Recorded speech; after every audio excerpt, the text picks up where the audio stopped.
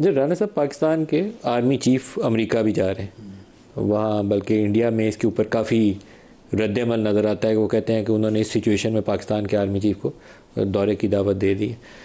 Development है आपकी कि वाशिंगटन के साथ आपके रिलेशनशिप में बेहतरी है, अरब वर्ल्ड में आपके रिलेशनशिप इंप्रूव हुए हैं पिछले 2-3 हफ्तों में, ख़ास तौर पर इस इंडिया वाली वॉर के बाद गर्मजोशी नज़र आती है मिडल ईस्ट के अंदर भी, लेकिन ये ईरान वाली development is going to change the whole scenario.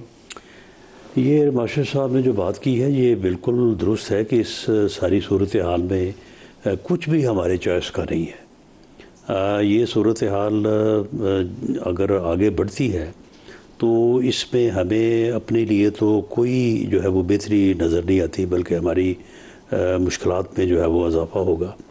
इसलिए इसके ऊपर मेरी राय ये है, और यकीनन इसके ऊपर जो है वो किसी न किसी सतह पे गवर्नमेंट लेवल पे भी, और अगर आर्मी चीफ जा रहे हैं अमेरिका तो यकीनन ये भी उसका हिस्सा होगा कि पाकिस्तान को कोशिश यही करनी चाहिए कि इस वक्त ईरान की क़यादत को भी इस बारे में कायल किया जाए कि वो भी थोड़ा उन चीज़ों को मद्देनज़र रखें कि जिसके ऊपर एक पुरअमन जो एटमी सलाहियत के इस्तेमाल की हद है जो दुनिया ने मुकर्रर की हुई है, कि उसके अंदर किसी ऐसे मुआहदे के ऊपर कि ये सूरत हाल जो है ना ये टल जाए।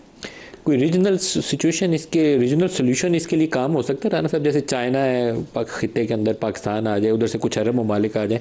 वैसे तो सऊदी अरब के साथ बड़ी मुश्किल से उनकी ताल्लुकात में बेहतरी आई है, लेकिन कुछ रोल प्ले करना चाहिए कुछ ममालिक को। देखें, जो यानी वो वीटो पावर्स हैं, अगर उनमें से कोई एक भी, चाइना भी अगर ये चाहे कि ये हमला नहीं होना चाहिए तो वो तो फिर इस पोजीशन में भी है कि वो शायद इसको रोक सके।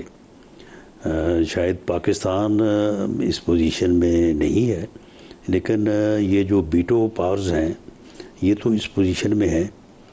अगर चाइना इसके ऊपर ये स्टांस ले और इस बारे में ईरान भी जो है वो तआवुन करे तो ये बात हो सकती है और ये बात आगे बढ़ाई जा सकती है। और मेरा ख़्याल है कि हमारे लिए अगर कोई बेहतरी की सूरत है तो फिर ऐसी ही किसी सूरत में है, इसके अलावा हमारे लिए इसमें कोई बेहतरी नहीं है।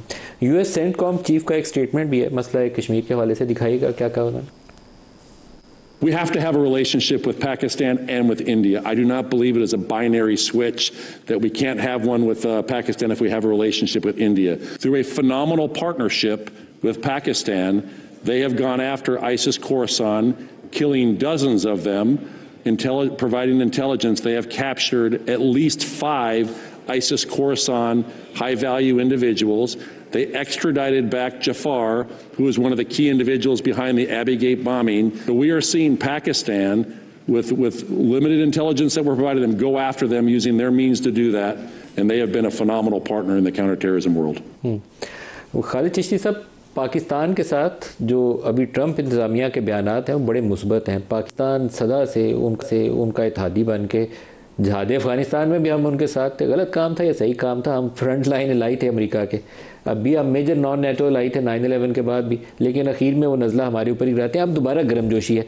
मुझे अब ये लग रहा है ईरान वाली सिचुएशन जो डेवलप हुई है कि कहीं वो हमें ईरान की वजह से ज़्यादा मोहब्बत ना दिखा रहे हो, हमें कुछ दोनों तरफ देख के अपनी सूरत हाल के ऊपर तवज्जो देनी चाहिए। ये बड़ा ज़बरदस्त उन्होंने लफ्ज़ बोला है जो वैसे तो बड़ा खुशी का बायस होना चाहिए कि पाकिस्तान फिनोमिनल पार्टनर रहा है। फिनोमिनल का मुझे उर्दू ट्रांसलेशन अगर मैं करूँ तो शायद कहते हैं कि गैर मामूली पार्टनर रहा है। तो ये तो हमारे कान तरस गए थे सुनने को कि वो हमें गैर मामूली पार्टनर कहें, बिकॉज वो पार्टनर भी कहना नहीं समझते थे बाज़ दफ़ा, और ये कह रहे हैं तो मैं कुछ हद तक आपकी बात से एग्री करता हूँ कि हमें सस्पेक्टिकल नहीं होना चाहिए, लेकिन हमें कॉशियस केयरफुल स्टैंस ज़रूर लेना चाहिए कि कहीं ऐसा तो नहीं है कि हमारे साथ इस जो रिलेशनशिप या एक पार्टनरशिप नज़र आ रही है वो कहीं और कन्वर्ट हो।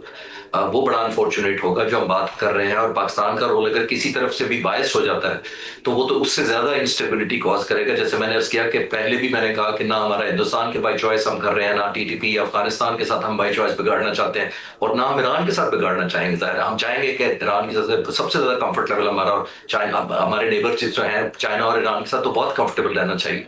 और जाहिर है हमें बड़ा ही केयरफुल रहना पड़ेगा कि कहीं ये हमारा यूज़ या मिस यूज़ वाला एलिमेंट जो आपने खुद ही कहा है कि हम अफगानिस्तान के ज़माने से जो पहले था, उस ज़माने से, मुजाहिदीन के ज़माने से, सोवियत यूनियन ज़माने से, बाई कंपल्शन और बाई चॉइस हम पार्टनर रहे हैं। तो कहीं ऐसा एनवायरनमेंट तो नहीं क्रिएट किया जा रहा हमारी तारीफ करके, जिससे मतलब है कि हमें बाद में मिसलीड किया जाए या बाद में एक्सप्लॉयटेशन की जाए उस रिलेशनशिप की। सर हमारी एक बाकायदा तारीख है खालिद चिश्ती साहब, सीटो और सेंटो वाला भी एक बाकायदा, वो भी हमारे तारीख है। वो YouTube सुनते थे हम, उठता था यहाँ से वो बूढ़ा बेर से, वो कोई लंबी कहानी है हमारी, लेकिन आखिर में इल्ज़ाम हमारे ऊपर ही लगता है। तो इसलिए तो मेरा ख्याल यह है कि इसके ऊपर ब्रेन स्टॉर्मिंग आप लोगों को, इस्टेब्लिशमेंट के लोगों को और हमारी पोलिटिकल लीडरशिप को ब्रेन स्टॉर्मिंग करनी चाहिए।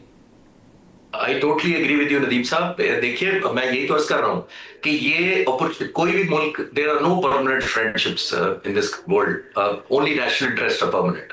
मैं पढ़ता या पढ़ाता रहा हूँ जितना अर्सा, तो मैंने तो यही पढ़ा और पढ़ाया भी कि नेशनल इंटरेस्ट कॉमन होती है। तो नेशनल इंटरेस्ट कॉमन आपने देख लिया था, वो 16 का रिफ्रेश कर देता हूँ कि जब तक अमेरिकन प्रेसिडेंट हमें सर्टिफिकेट देता रहा कि हम न्यूक्लियर प्रोलिफरेशन में या किसी प्रोग्राम में इन्वॉल्व नहीं है, तो हमें F-16 नहीं दिए गए, पार्ट्स भी मिलते रहे।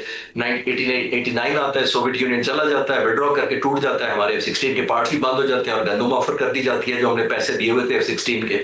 तो वो तो there are no free lunches, obviously there price tag जरूर अटैच होती है, और लेकिन अनफॉर्चुनेट है, हमारे पास चॉइस नहीं है। हम जो बेस्ट कार्ड अपने प्ले कर सकते हैं और कॉन्शियसली करने चाहिए भी। और आपने बिल्कुल ठीक कहा कि हाईएस्ट लेवल तक इसकी थिंकिंग इन्वॉल्व होनी चाहिए कि उसका कहीं जो तारीफ हम करवा रहे हैं अपनी, या हमें अप्रिशिएट किया जा रहा है, ये बहुत पॉजिटिव है जहां तक ये पॉजिटिव है।